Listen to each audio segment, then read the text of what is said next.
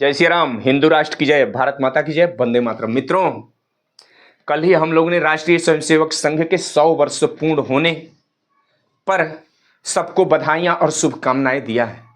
मित्रों, राष्ट्रीय स्वयंसेवक संघ की स्थापना ऐसे नहीं हो गई, उसके पीछे बहुत बड़ा कारण है।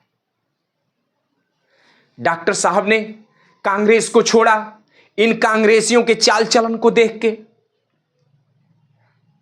देश विभाजन के बाद गांधी ने जिन अपने रिश्तेदारों को यहां रोक लिया था, उनके रिश्तेदारों ने पुनः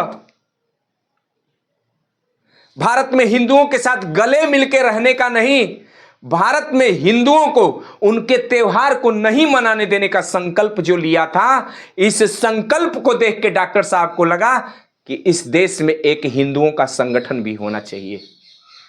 नागपुर में शुक्रवारी तालाब था और उस शुक्रवारी तालाब के पास एक गणेश जी का मंदिर था और वहां गणेश मंडल चला करता था। उस मंदिर के पास गणेश मंडल चला करता था। ये गणेश मंडल के कार्यकर्ताओं ने जब गणेश जी का जुलूस निकालने का प्रयास किया तो वहीं बगल में जो मस्जिद थी, उस मस्जिद पे मुसलमान एकत्र होके और उस जुलूस को रोका। उस समय के तत्कालिक डीएम ने भी यह आदेश कर दिया कि यहां कोई जुलूस नहीं निकलेगा, सौहार्द बिगड़ जाएगा। जिसके लिए इस देश का बंटवारा हुआ, हिंदू मुसलमान अलग हुए।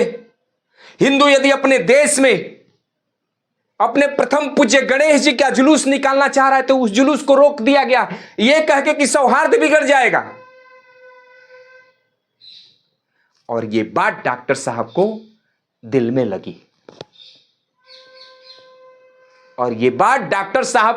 लगी। हिंदुओं ने अपने जुलूस को रोका, आसपास के लोग इकट्ठे हुए, बड़ा तांडव हुआ।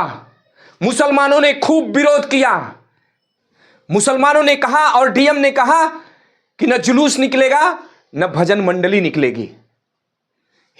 हिंदुओं ने वहां मोर्चा संभाला, हालात बिगड़ गए, दंगे हो गए, कर्फ्यू जैसा माहौल बना। यह किसकी देन थी? अब मैं कहूंगा गांधी की देन थी तो आप कहेंगे मैं गांधी का विरोध कर रहा हूं।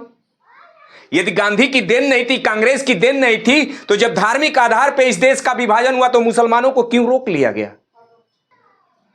और ये मुसलमान रुके भी तो धन्यवाद थोड़े देते हैं गांधी के हिंदुओं को कि आप लोगों ने मुझे यहां रोक लिया, मैं हिंदू भाइयों को धन्यवाद देता हूं। किसी मुसलमान ने धन्यवाद नहीं दिया। और इतने बड़े हादसे के बाद न कांग्रेस की सरकार न कांग्रेस का कोई नेता हिंदुओं के साथ सहानुभूति जताने तक नहीं गए, हिंदुओं के साथ सहानुभूति जगाने तक नहीं गए। यहां तक भी नहीं कहा कि हिंदुओं के जुलूस को रोक करके गलत किया गया है, हिंदुओं की भजन मंडली को होने देना चाहिए था। यहां नहीं होगा तो कहां होगा? कांग्रेस और कांग्रेस के किसी नेता ने बयान नहीं दिया। यह मामला 1923 का है।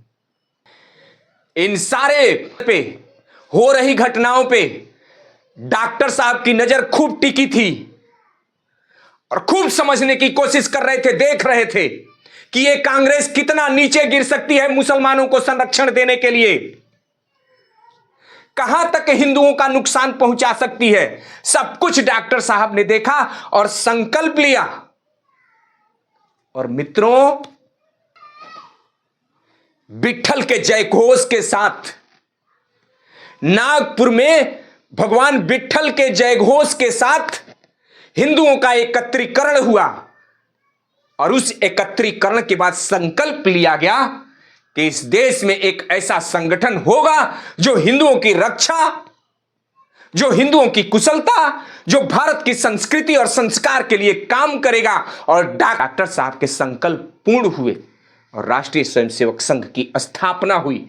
आज मेरे मित्रों, उस दिन को याद करते हुए रोंगटे खड़े हो जा रहे हैं बोलते बोलते, लेकिन आज हम सभी ऐसे संगठन का 100वां वर्ष मनाए हैं जो संगठन उस संघर्ष को देख के निकला है, जो संगठन तड़पती हुई भारत माता को देख के निकला, जो संगठन हिंदुओं के जुलूस को नहीं निकालने देने के कारण निकला, जो वो संगठन 100 वर्ष का होकर के दुनिया को यह बताने का काम कर रहा है कि हिंदुओं के एक भजन मंडली पे रोक नहीं लगनी चाहिए, मठ मंदिरों पे रोक नहीं लगनी चाहिए, हिंदुओं को छुआछूत से ऊपर उठ के एक साथ एकजुट होकर के जो देश के लिए काम करे उसके पीछे चलना चाहिए। मैं यही बताने आया हूं, मैं तुम्हें जगाने आया हूं। राष्ट्रीय स्वयंसेवक संघ की स्थापना मित्रों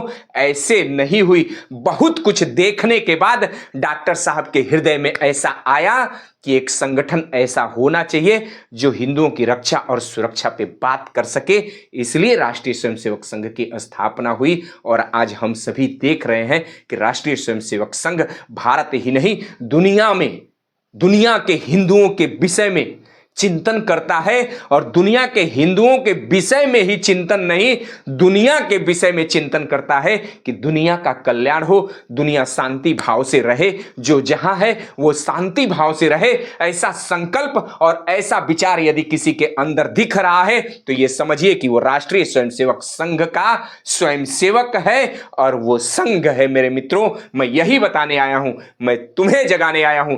जय जय सिया राम।